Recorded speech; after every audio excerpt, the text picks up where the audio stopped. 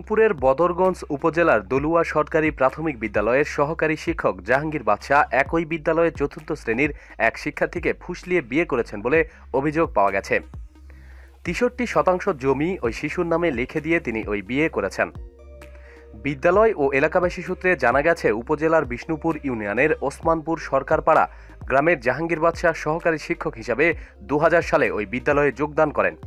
তার স্ত্রী ও ২ মেয়ে রয়েছে। এক মেয়ে পঞ্চম শ্রেণীতে ও আরেক মেয়ে শিশু শ্রেণীতে পড়ছে। এলাকাবাসীর অভিযোগ, ২০১২ সালে চতুর্থ শ্রেণীর ওই ছাত্রীকে বিয়ে করেন তিনি। এজন্য তিনি মেয়েসহ তার মা বাবাকে নানা প্রলোভন দেখান। কিন্তু বিয়ের ঘটনাটি এতদিন প্রতিবেশী কিংবা এলাকার কেউ জানতেন না। মেয়েটির ভ্যান চালক বাবা এক প্রতিবেদককে বলে, বাবা মুই গরিব মানুষ, ওর অনেক ধন, পড়াতাম মুই বেটিক, বিয়াও দেবার চাও নাই, কিন্তু আই বেটির পিছ ছাড়ে না। বেটির নামে ২৩ শতক জমি লিখি দিয়া কোটত যায়া চুপ করে বিয়াও করছে। এই কথা কাউকে জানবার দেয় নাই। এলাকাবাসী জানান, সম্প্রতি মেয়ের বাড়িতে জাহাঙ্গীরের অবাধ যাতায়াত ও মেয়েকে নিয়ে বিভিন্ন অনুষ্ঠানে যাতায়াত করায় প্রতিবেশীর সন্দেহ হয়। অবশেষে গত মঙ্গলবার মেয়ের বাবা বিয়ের কথা প্রতিবেশীর কাছে স্বীকার করেন।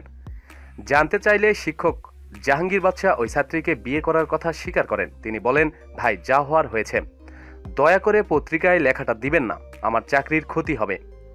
ওই বিদ্যালয়ের প্রধান শিক্ষক সিরাজুল ইসলাম বলেন, প্রথম থেকে চতুর্থ শ্রেণী পর্যন্ত মেয়েটির ক্লাস রুল ১ ছিল, তবে বিয়ের পর সে আর পরীক্ষা দিতে পারেনি। বিয়ে সম্পর্কে জানতে চাইলে বলেন, সম্প্রতি জানতে পেরেছি মেয়েটিকে বিয়ে করেছে জাহাঙ্গীর, কিন্তু অভিযোগ না থাকায় তার বিরুদ্ধে কোনো ব্যবস্থা গ্রহণ করতে পারেনি। ওই বিয়ে নিবন্ধন করেছেন কালুপাড়া ইউনিয়নের নিকাহ নিবন্ধন নজরুল ইসলাম। জানতে চাইলে নজরুল ইসলাম বলেন, ঘটনাটি অনেক আগের, এই মুহূর্তে মনে পড়ছে না, খাতা দেখতে হবে।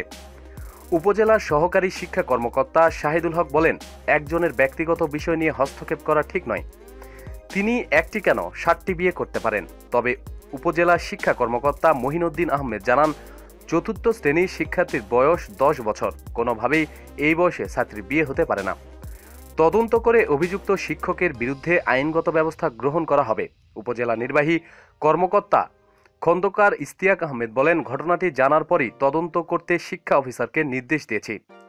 প্রতিবেদন হাতে পেলে অভিযুক্ত শিক্ষক ও যারা ওই বিয়ে পড়ানোর সাথে জড়িত তাদের বিরুদ্ধে আইনগত ব্যবস্থা নেওয়া হবে। প্রতিদিন সব খবরাখবরের জন্য সাথেই থাকুন এবং সাবস্ক্রাইব করুন। ধন্যবাদ।